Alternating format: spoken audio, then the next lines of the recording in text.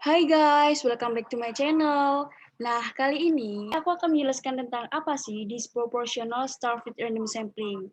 Nah, aku juga nggak sendiri nih, aku ditemani dengan rekan-rekanku. Yang pertama ada Vicky Medi Wahid, yang kedua ada aku sendiri, Diamita Kusuma, yang ketiga ada Wayan Dinatama, yang keempat ada Selvina Makasari. Nah, pada penasaran kan? Yuk ikutin terus. Nah, di sini aku akan menjelaskan tentang apa itu disproportional star fit random sampling. Nah, bisa juga dikatakan sampel acak berserata proporsional, yaitu teknik pengambilan sampel yang dilakukan apabila sifat atau unsur dalam populasi tidak homogen dan bersastra secara kurang atau tidak proporsional.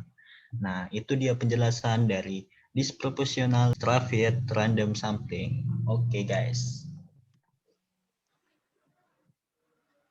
Nah, kita masuk ke tahap yang kedua, yaitu kelebihan daripada disproportionate stratified random sampling. Yang pertama, pendugaan varians biasanya dapat direduksi karena varians observasi dalam tiap strata biasanya lebih kecil dari varians populasi secara keseluruhan. Yang kedua, biaya pengumpulan dan analisis data seringkali dapat diperkecil dengan adanya pembagian populasi yang besar menjadi strata-strata yang lebih kecil. Yang ketiga, nilai estimasi dengan presisi lebih tinggi, baik untuk setiap strata maupun untuk populasi secara keseluruhan, atau dengan kata lain, taksiran mengenai karakteristik populasi lebih tepat. Nah, itu dia kelebihan dari disproportion stratified random sampling.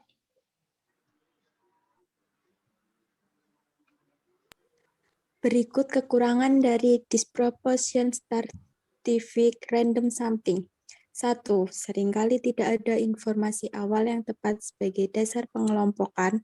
Akibatnya, strata yang dibuat tidak sesuai dengan tujuan pengenalan terhadap populasi yang akan diteliti untuk menentukan ciri heterogenitas yang ada pada populasi. Yang kedua, harus dibuat kerangka sampel terpisah dan berbeda untuk tiap kelompok, sehingga dibutuhkan daftar populasi setiap strata. Yang ketiga, jika daerah geografisnya luas, biaya transportasi tinggi. Itu merupakan kekurangan dari disproportion stratified random sampling.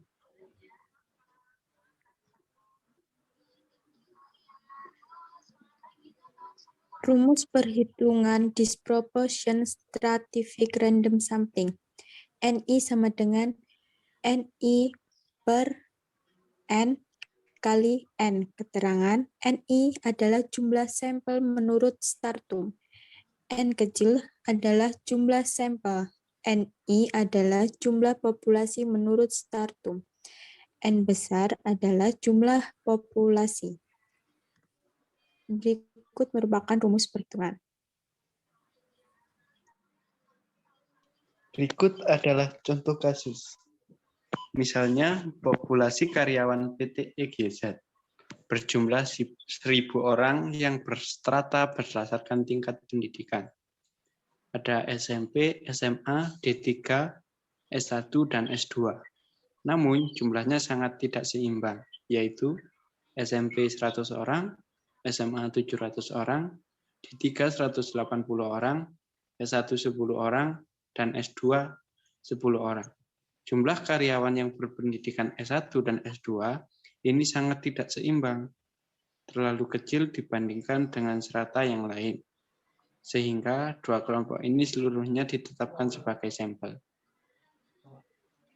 Nah, yang terakhir adalah kesimpulan. Jadi, kesimpulan data disproportionate pada pegawai bank swasta di Jakarta Utara yang akan dipilih sebagai peserta seminar keuangan makro terletak pada pegawai yang berasal dari direktur utama dan kepala departemen.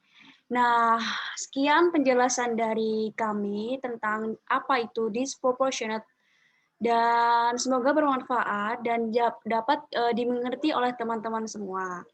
Nah, thank you for watching. Don't forget to like, comment, and subscribe. Bye!